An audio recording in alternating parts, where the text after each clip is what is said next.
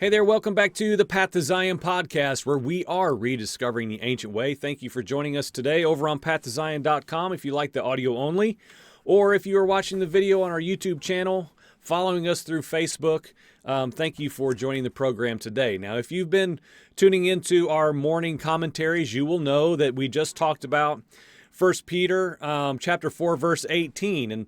And this verse really spearheaded the thoughts that I want to share today on the program, which is talking about righteous men and how there is this theme of endurance unto salvation. We will be delivered and we will be saved if in fact we are deemed righteous by Yahweh, but it will be with great difficulty.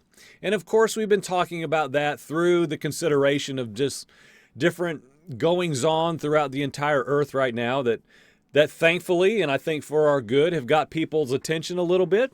It's good for all of us to be reminded of our brevity, of our vaporness that is a life, and I think it's great that we have opportunities given to us from the Father to consider our ways and think through some deeper matters and have some introspection in our lives.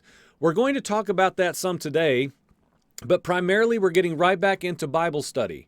And what we're going to talk about is righteous men are saved and delivered with great difficulty. I'm going to explain as I go where we're going to land. Some of the commentary that I posted, it was just yesterday, was as follows. I'll read some of that, and that is a launching pad, if you will, to where we're going to head today.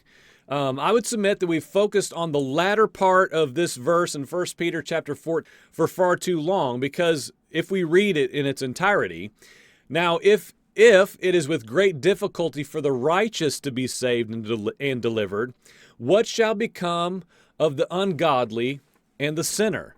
Now, most of us have been in a belief system where, we go out and evangelize the ungodly, the sinner, and we tell them they're hellbound. We've told them they're apart from God and, bound for an eternal damnation judgment. And there has been a lot of energy put towards that.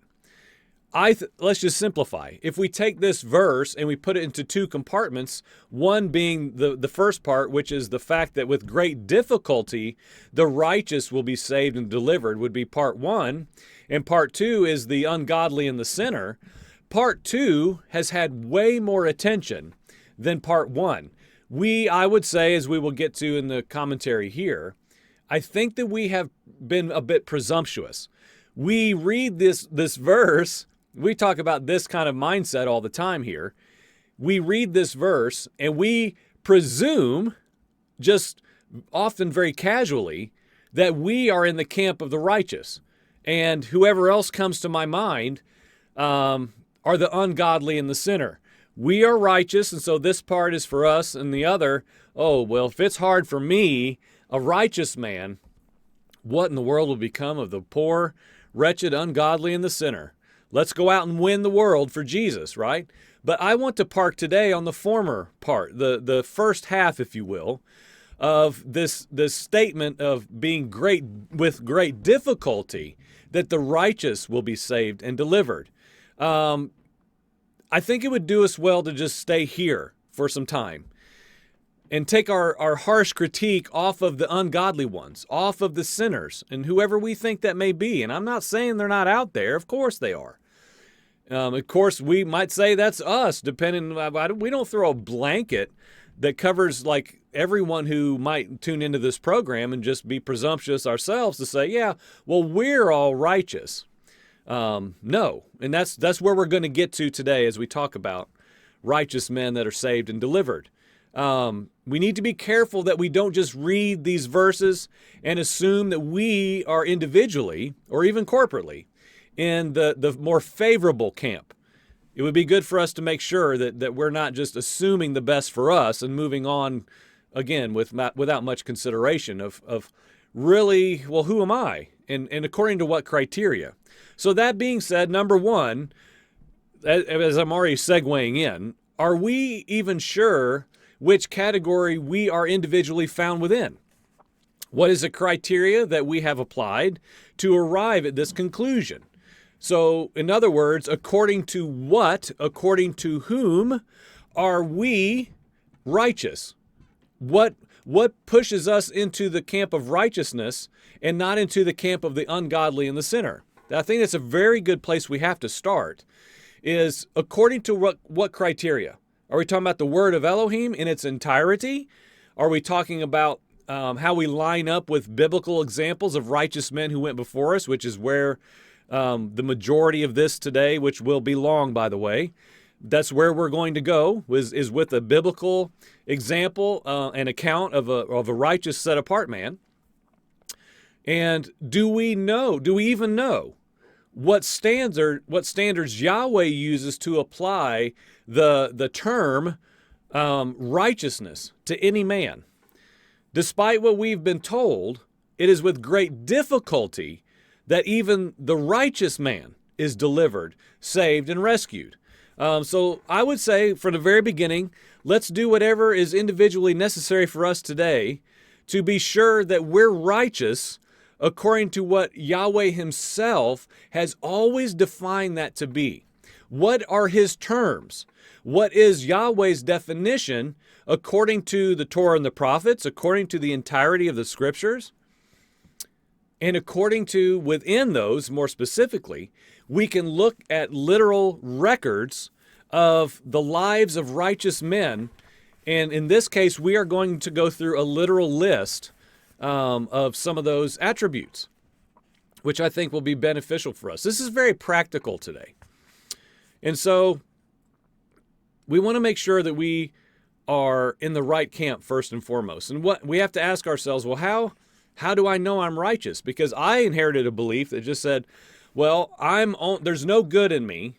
All of my works are filthy rags. I can't do anything to I'm not trying, even if the verbiage is we're not trying to earn our salvation. That's what's insinuated even when we talk about works at all. On the other side of salvation, which I believe is future, but like once we have whatever we want to call it, this encounter with Yahweh, the creator of the earth and the sky and every single thing that we know, when he draws us to a place and he leads all men to himself, I mean, nobody goes and finds God. He draws us first. And through the conviction of Holy Spirit, we are led to the door, Yeshua Messiah, and we are told how to go in through him unto the Father. And repentance is key. And so whatever we call that place, not necessarily a moment, because I believe, as I've said for 20 years now, what I heard in a sermon back then was the sign of how a man has truly repented is that he is still a man who is repenting.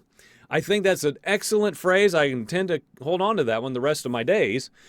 Is the sign is not that we made a decision when we were 12 or when we're 45, but in fact that we are walking out a life of being sanctified and changed into the likeness of the Son, where we are continually in a procession, an ongoing, unfolding for the rest of our days process of what?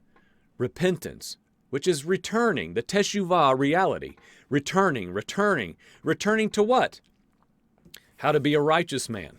We've not known. And how would we know? We're Gentile goyim, ways of the nation's people. We've not been taught. We don't know. We are just like those in the book of Acts who are coming out of their pagan idolatrous ways and being taught how to walk by the Jerusalem Council through the heart of the Torah to say, this is where you start, friends. This is what we're doing. This is what I believe in this generation are doing as we're waking up to this ancient way understanding. And so we have to solidly be identifiable as righteous, okay? Like we have to solidify that we are in fact righteous according to biblical criteria. And then this will help posture us to be ready to endure well.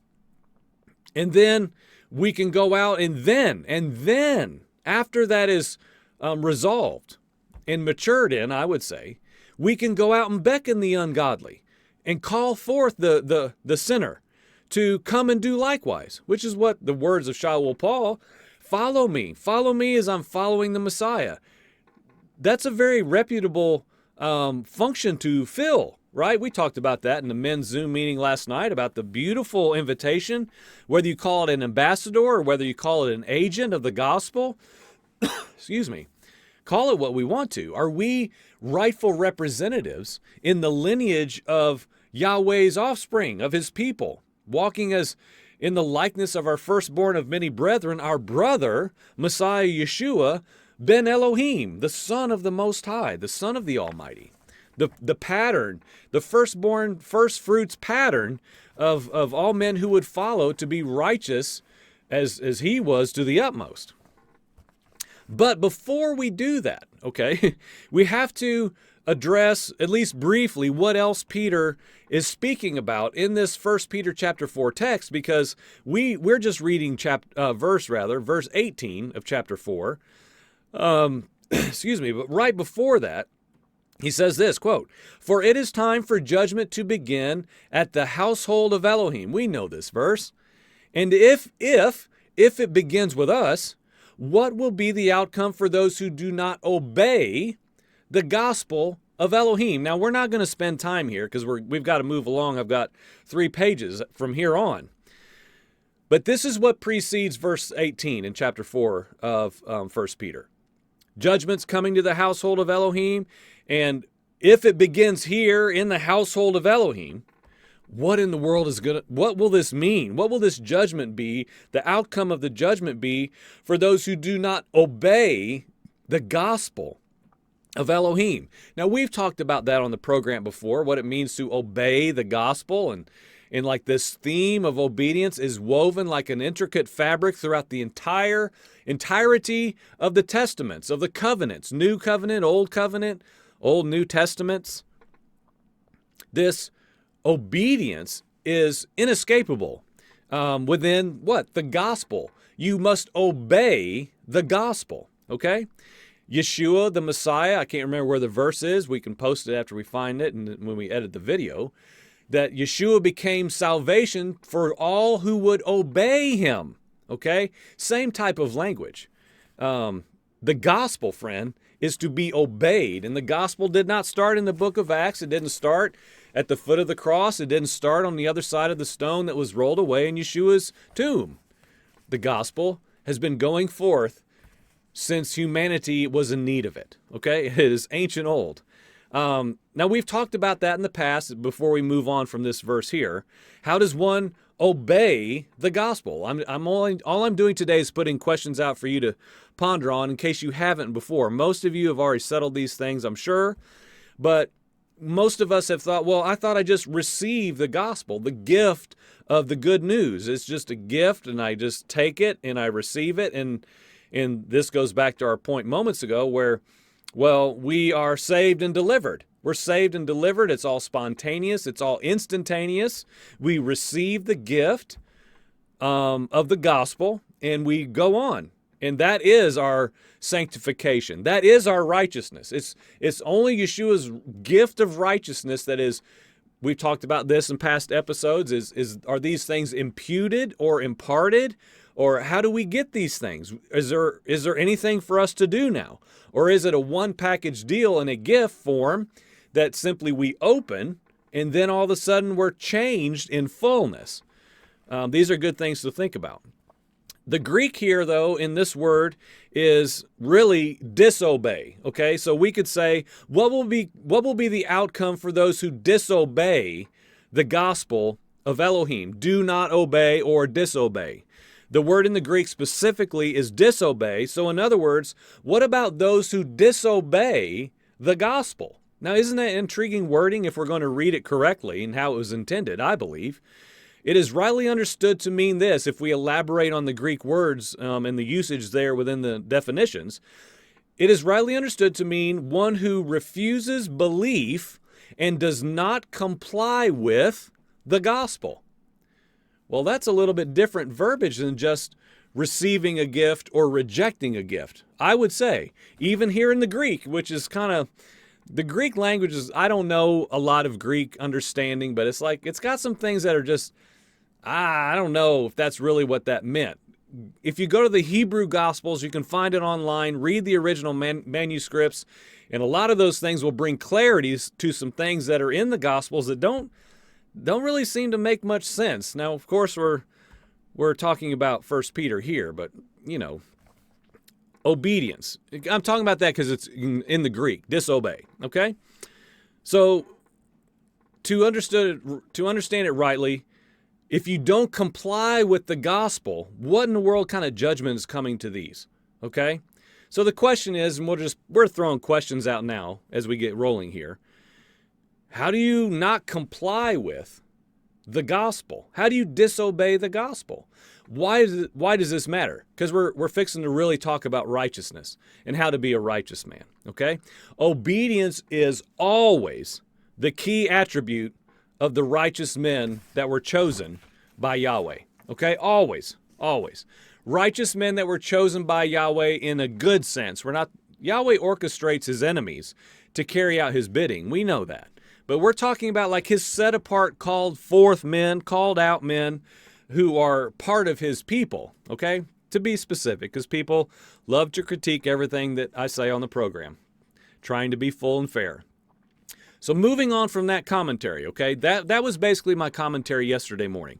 And this that I'm about to share built on top of that greatly, and I had to really scale it down for today. So about an hour after I posted what I just shared in text form, a rainbow appeared here at our house. Now keep in mind that yesterday was the day of the eclipse, so there's a lot going on, a lot of buzz around the entire earth on, apocalyptic thoughts and wonderings, and I myself thought there's a whole long, lengthy list of very intriguing coincidences within what's going on. I shared about how we are already watching the heavens in our house over the last 14 months or so, more than we ever have before. And so really, seeking what the Father was saying and listening, because we, as I've shared already recently, we believe the heavens are declaring, they're speaking, they're revealing knowledge if we believe the Genesis account. And so yesterday was the scheduled eclipse day. It didn't rain and it was dark here, so who knows. But before all that happened, in the morning time, we had a rainbow when I was outside, just walking around praying and looking out the window when I was inside because it was kind of a dreary day. Intriguingly to me, on a day where the heavens were surely garnering much more attention than a normal day, a rainbow appeared here where I live.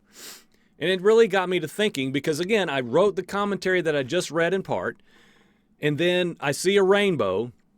And so with my ongoing understanding of the Hebrew word sign, which is ot, you hear me talking about it all the time the last 6 months.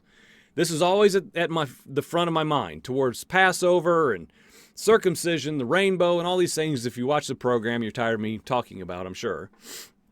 And so then I have this appearance of the rainbow, the sign, the ot in the heavens, on the same day of the eclipse. And so I began to meditate upon just this incredible sign that a rainbow is. And I began to just thank Father for his ways, his covenantal ways, that he gives us signs even in the heavens to remind himself. Remember how we covered that not too long ago? It was a sign hung in the heavens to remind him of his covenant. And it's also when we, of course, get to see it, we're reminded of his awesome covenantal ways and his promises. It's beautiful. His signs are incredible. And so I was thinking about this reality of this sign in the heavens right here in my neck of the woods. Covenant was in the sky, a reminder of that. And so here, the aforementioned obedience to the gospel principle is the perfect lead-in to what I believe Peter would present. Okay, so just stick with me for a second. I'm gonna do a little bridge here between where I've been the last 19 minutes and where we're headed. I think if Peter could give us a sermon right now, based off of what we talked about if it's with great difficulty for the righteous to be saved and delivered, I think that if he were going to present us a sermon today, he would have likely landed with the account of Noah as a perfect example of this biblical truth that he shared in chapter 4, verse 18. So I thought it would be very beneficial for us to take a few minutes here today and do just that? What if we could create a sermon of sorts and see an example of this text in the life of a real, I believe, a real individual, a real man, a real ambassador of Yahweh's ways upon the earth in a very, very dark age. Noah. What an incredible time to look into his life as we talk about an example of a righteous man being saved and delivered with great difficulty, okay? So for starters, obedience and righteousness are inseparable in the scriptures. Doesn't really matter who we pluck out and look at. That is a key component. Those two things working together, operating at the same time together, are a sign, a marker of a man who is fulfilling Father's purposes on the earth. In fact, it's no wonder, I would say, that the Hebrew word for righteous first appears in Genesis chapter 6, okay? When is this? Well, when Noah appears. When Noah comes into view, the very first biblical mention of the word righteous is with Noah in Genesis. Now, verse 8 tells us that Noah, quote, found favor in the eyes of Yahweh. This is in here, I believe, a couple times. I think it's in chapter 6 and in chapter 7. And as we continue reading, we see the record of his offspring. And then we're told several key points here that I just want to bring up for you. Okay, and so we're going to hit these 5 points here. And we're just going to talk about them. And again, we're talking about righteous men are saved and delivered. And we're looking at a pattern of a man that we are shown in the word of Elohim, who fulfilled some incredible requirements and attributes. He possessed some incredible attributes that marked him as a unique man who was postured and ready to be a representative of Yahweh upon the earth in human form. Okay, that we have this pattern all throughout the word of men who perfectly fulfilled the function that Father had them on the earth to accomplish during their lifetime. And friend, why are we reading all this? Why are we even talking about this? So that we can do likewise. So that we can be those men today. And we can posture our children to be those individuals as they grow up and mature and change. Okay, so you see these here on the screen, these main points here. Genesis chapter 6 primarily and a little bit into 7. But we see that Noah was a righteous man. Noah was blameless in his generation. Noah walked with Elohim. He found grace in Yahweh's sight. So what we're going to do is we're going to take some of these here and we're going to just walk through them a little bit and talk about how a lot of people love looking back at biblical characters and seeing things that they did, but often we forget, well, how did they get to that place? What were they doing? Who were they? Who were they not? What were they not participating in that positioned them to be the men that we look back at and marvel? And we say, oh, if I could only be like Moses, or if I could only be like David, or if I could only be like Noah. Well, friend, okay, well, let's just not make that some dream. Let's study their lives and say, well, how did he become that way? Okay, as you see here on the screen, Noah was righteous and he was just. Okay, those are the same words in the Hebrew. We're going to unpack them a little bit as we go. He found grace and favor from Yahweh. Okay, from Yahweh. We don't see a whole lot of that with men. He was in a tough predicament there in his lifetime. He was blameless and perfect. We read perfect in the Word and we say nobody was ever perfect but Jesus. Well, friends, then we don't understand perfect, because perfect was a blameless, spotless, presentable to Yahweh condition. Okay, number 4 is Noah did all that Yahweh commanded him. This is very important. Yahweh said, do this. Noah did that. Very much Messiah-esque in the sense of how he carried out obedience after obedience after obedience.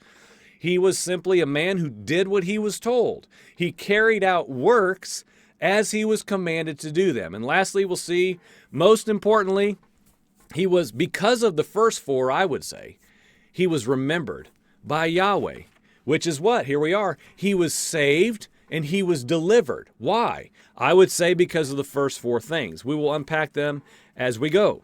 So some of these incredible attributes and actions of Noah, I believe we can examine and see that he's been given to us to be this prototype of sorts that fulfills the examples that we need to apprehend in our own lives towards 1 Peter chapter 4, verse 18, which again states, it's with great difficulty that the righteous will be saved and delivered.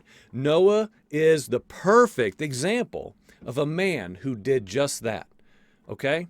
So let's walk through these, not just for mere historical sake, okay? We're just not talking Bible history here, but rather for insight in how we can live today. Make this personally applicable to you, friend.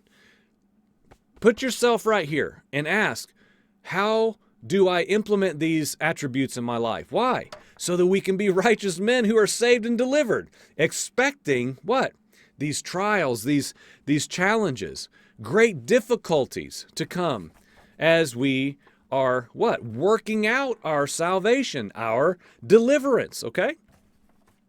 So, first mention of righteous, we already mentioned this just a moment ago. The very first mention of the word righteous in the entirety of the Bible is right here with Noah. It is, in the Hebrew, it is Sadiq, and it's basically just saying Noah was just, okay? He was lawful, okay? Lawful, not lawful. Let's put some emphasis where it needs to be. He was lawful, okay? In an entire generation of humanity, okay? We've got to get this through our minds. In an entire generation of fallen, depraved, evil continually mankind, okay? Who we can properly define, as the word does, lawless, Noah, the righteous man Noah, was lawful, okay? And again, I'm going to say this probably 15 times the rest of this message here today. We know that Yeshua said, as in the days of Noah, so it shall be. There was mixing and there was lawlessness. And the righteous man who was saved, rescued, and delivered with great difficulty was lawful, okay? We have to really just like turn up the volume, turn down the lights out here, and put it on a table with a spotlight and say, this is righteousness. Righteousness is lawfulness. Lawfulness, okay? It is not lawlessness, okay?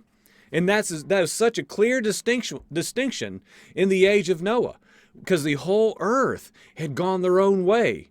So much so that we know in the preceding verses that we're not covering today, right before Noah comes on the scene, Yahweh's saying, you know what? He's repenting of even creating humanity, friend.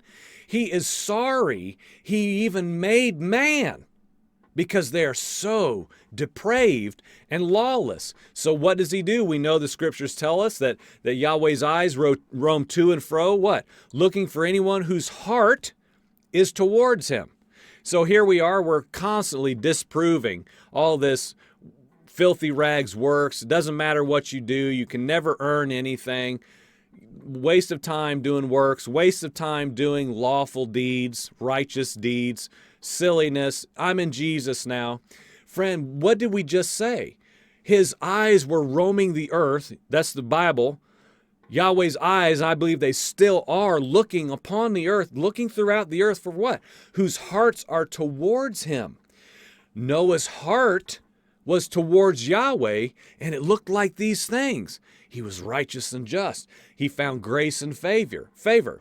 He was blameless and he was perfect. He did all that Yahweh commanded him. Yahweh took notice of this as his eyes are roaming throughout the earth, and what? Yahweh remembered Noah. Okay? These are very, very important principles for us to get through our minds as we try to figure out what we're to do here. In our age, in our version of this same thing, because we're told, ramping up to the end of the age, Yeshua warned us, look, this is coming back again. The mixing's coming. Lawlessness is coming. Be like Noah, okay? I think that's what Peter, again, we're trying to be, if Peter were given a sermon, this is what it would be, I believe, to use Noah as an example. So, first mention, Sadiq, righteous, right here with Noah. Okay, so we must remember that Torah, okay, which is Yahweh's instructions, his law, his instructions. It's not a bad word. His Torah, his law on how to live, was clearly intact in Noah's day. Some people need to really let that sink in. When I started gaining this understanding only a few years ago, I'm like, oh. I saw the perpetuity of what had always been. And all my dispensational doctrine walls started breaking down and burning up in the flames of the truth of the word. Okay, mixing was all over the place. Noah, we know, was aware of clean animals. He took different amounts of clean animals onto the ark. Okay, he came off of the ark. What did he do? He was doing burnt offerings on an altar that he erected for Yahweh Elohim. Okay, moving on. Next mention of Sadiq, righteous, appears with, Abraham. Okay, that's the very next time we see Sadiq, righteous. Number 2, on here, it's not going to match on there. He was blameless and perfect, okay? Noah was blameless and perfect. Now, this is first mentioned also. And this word in Hebrew, tamim, is meaning complete and whole. We touched on this a moment ago. Like perfect is not, we think perfection is like you never do anything wrong. No man was perfect but Jesus. We don't understand the proper understanding of Hebrew tamim, of perfection, because this is blameless, this is complete, this is whole, in accordance with truth. And then you start getting into clean animal sacrificial system language of without blemish, which what? Oh, Yeshua. That's what that means. Just like the sacrificial animals and just like a blameless, perfect man like Noah. Oh, here we are again, the perpetuity of Yahweh's ways through Yeshua and out the other side. So you have the imagery of sacrificial animals. I think that's good and easy for us to understand. Without blemish, perfect, acceptable unto Yahweh, and here's the most important one, meeting the Father's requirements, okay? Meeting Yahweh's requirements. Just like the sacrificial animals, that's why Yeshua, I still have not got this recorded yet. This year's version of my Passover study was talking about, in part, this principle here about Yeshua, our Passover lamb was, anyway, I can't do that. That's going to have to be later. Next mention in the Bible in chronological order of this word tamim, blameless, perfect, is Abraham. Okay, like I love the word of Elohim and how these things flow. It's incredible. There's nothing like it in the whole world. Okay, Noah, he found favor and he found grace. First mention here in the Hebrew, right here, found favor and grace. Noah found grace in the eyes of Yahweh, and this does not appear anywhere before that, which means this, favor and acceptance in the sight of another, okay? And it too can also be seen as acceptable. He found favor in Yahweh's sight. When? Again, as Yahweh is looking throughout the earth and he's regretting the condition of mankind and even their mere existence, but then all of a sudden his eyes find righteous Noah, and Noah, found favor in Yahweh's sight. He was deemed, here's an acceptable one, okay? Mixing, lawlessness, wickedness, violence. If we understand the Hebrew word of violence, it doesn't mean they were just beating each other up. There's much more to it than that. But Noah, what is he, friend? He's holy, okay? He's holy. He's kadosh. What is that? If you're new to the program, he's set apart. He's different. This righteous man, he doesn't look like the rest, okay? And thereby what? A righteous man is chosen by Yahweh because he found favor in Yahweh's sight, and he was saved and delivered through what? Great difficulty, okay? I believe we're on our last point here. Yes. He walked with Elohim. Noah walked with Elohim. The Hebrew word is halak. And this is exactly what one might expect. It's also seen, just for an example, of when Adam and Eve were walking in the cool of the day. They were you can't say halakking, but they were walking, okay? And so Noah walked with Elohim. In Genesis, when Yahweh called out to Adam and Eve, they were walking in the cool of the day. If you follow Jewish tradition, they call the way to walk is the halakha. That is how you walk. That is what you walk according to. That is your way of life. Okay? It's pretty simple, nothing too deep here. And the last point is, through all of this, Yahweh remembered Noah. Okay? He remembered. And we know from all the stuff we talk about here endlessly on the program, Yahweh loves to remember, and he loves to see people remember his ways. Remembrance in the word is a huge, huge, huge deal. So Noah was righteous. He was lawful. He was blameless, perfect, which is what? Meeting all of Yahweh's requirements. And he walked thereby. He walked with Elohim. And he found favor and grace in Yahweh's sight. And because of all these things, Yahweh remembered this righteous man, Noah. So we're going to start moving towards a conclusion. Perhaps most importantly, Genesis chapter 7, verse 5 says, well, in it we see this, paraphrased, that Noah did all that Yahweh had commanded him. Okay, we see this in number 4 here.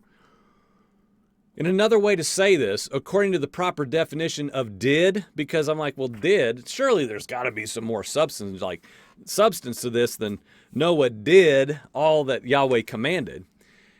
I wrote a lot towards this and took some out for the sake of time. But another way to say this that I think helps us get the point of this, and a lot of people in Christendom will not like this. Christendom will not like what I'm about to say.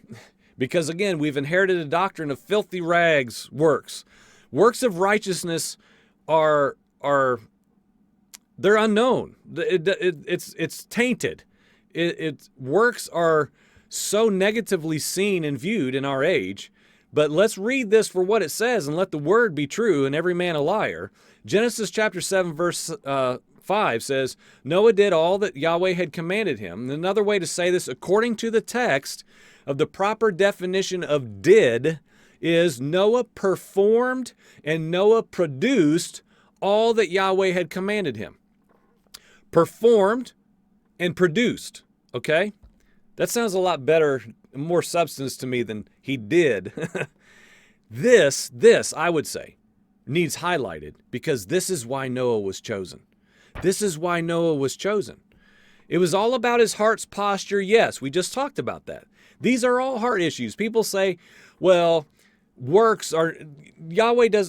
doesn't care about works. He doesn't care about works. It's all about the heart now. It's about the heart now in Jesus. Friend, I'm telling you, we talked about this last night in our Zoom meeting also. Circumcision, well, God doesn't care about all that now. Now, it's about the heart.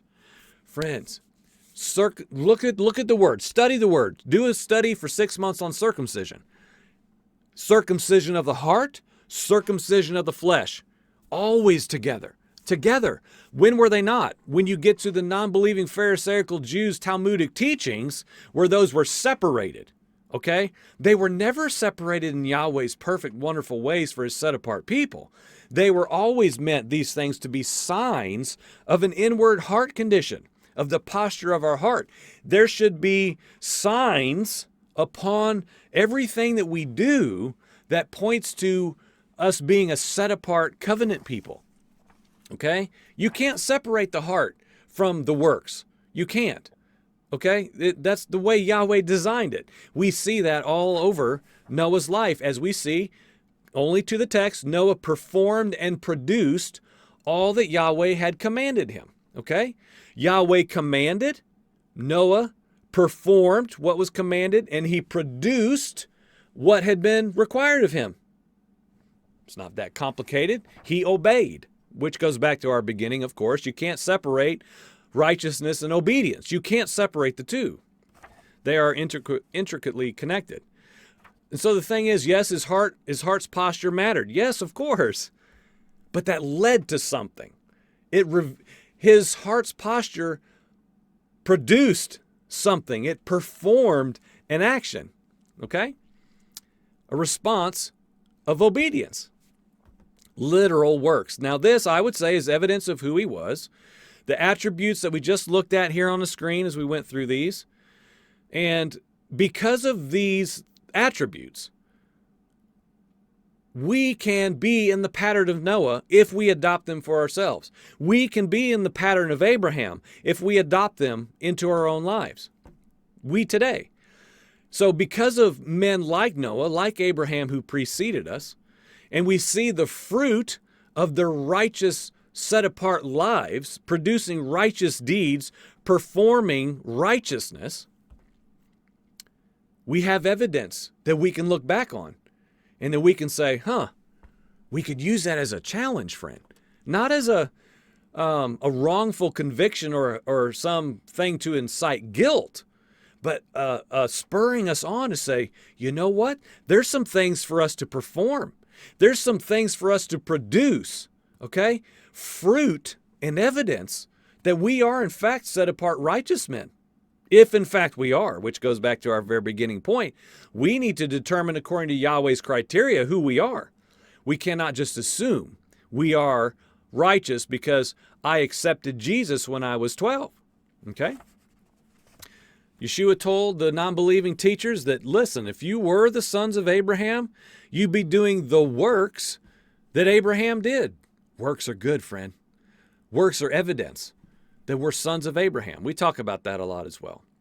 Works of righteousness are evidence of a man who himself is defined by these attributes that we see here. Okay? I believe we could say the same of Noah as we bring this to a conclusion. If we're in the lineage of one who in an age of law, and I say in the lineage, in the pattern, that's how men talked in the old covenant, is they talked about being the sons of David or the sons of Abraham.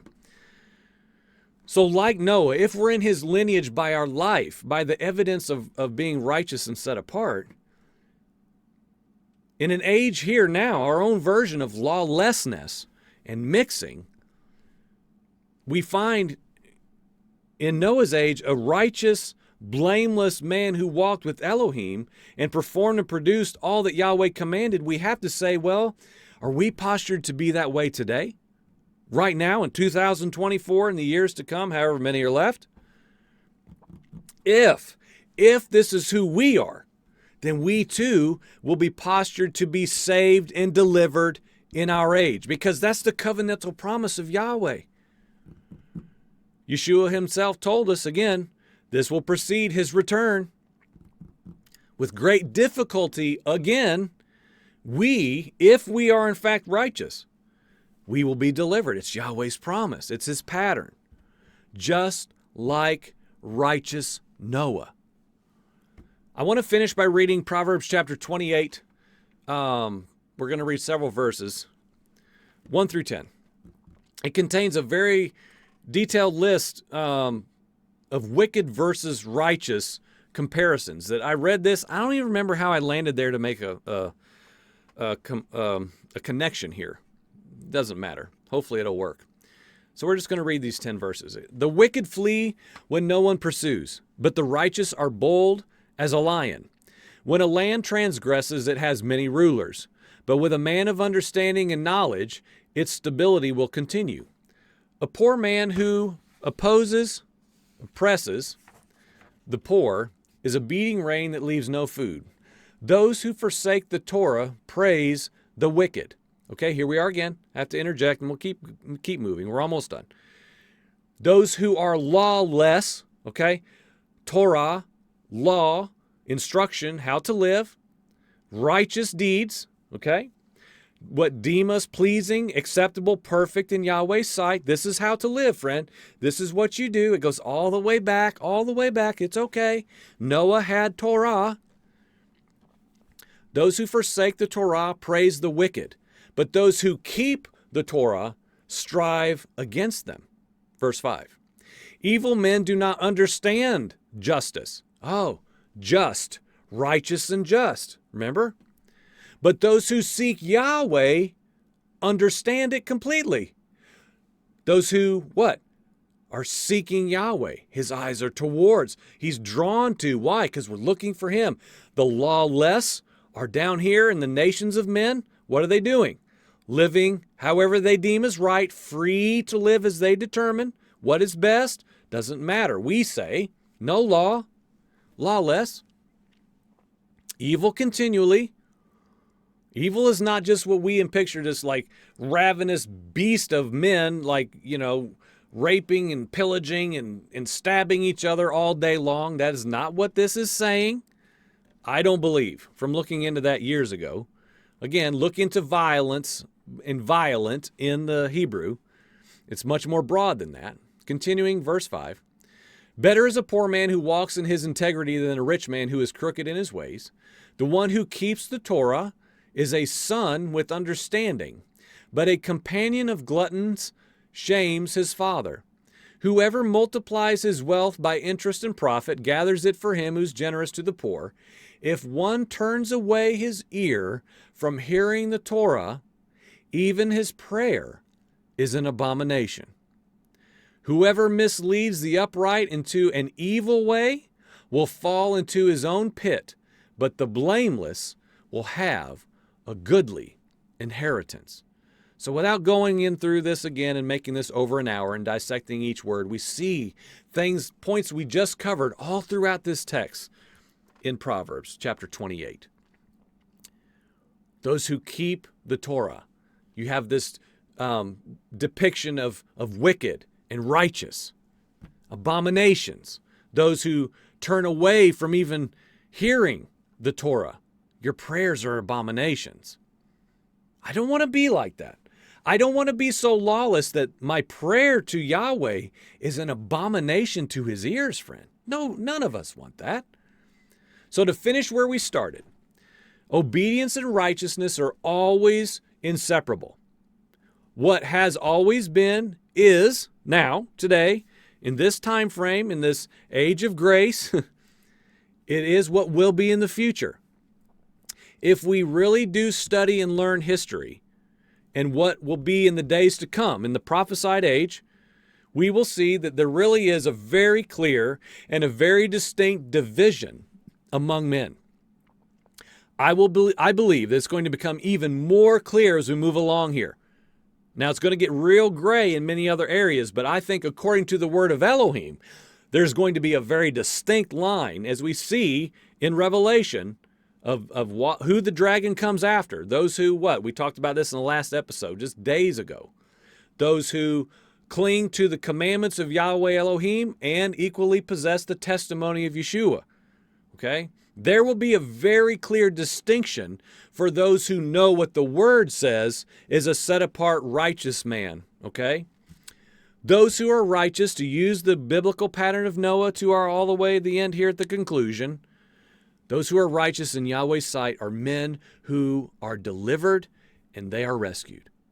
Because they are righteous and obey the commands of Yahweh, they are prepared to endure and inherit what? Salvation with great difficulty. You've been watching the Path to Zion podcast. We are rediscovering the ancient way. Thank you for tuning in for this long today. There's much good things to talk about.